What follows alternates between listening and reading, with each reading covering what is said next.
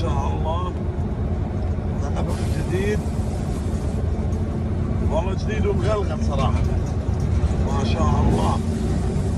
نفق الشهيد أحمد حمدي الجديد، بسم الله ما شاء الله، شيء روعة روعة، بسم الله ما شاء الله. بصراحة نفق مغلغل يا اخوان والله، في صيانته، في شوارعه، في اضويته، شيء روعة. طبعا اللي ما بيعرف يا اخوان، هذا النفق من تحت المية وليس من فوق المية ولا من هون.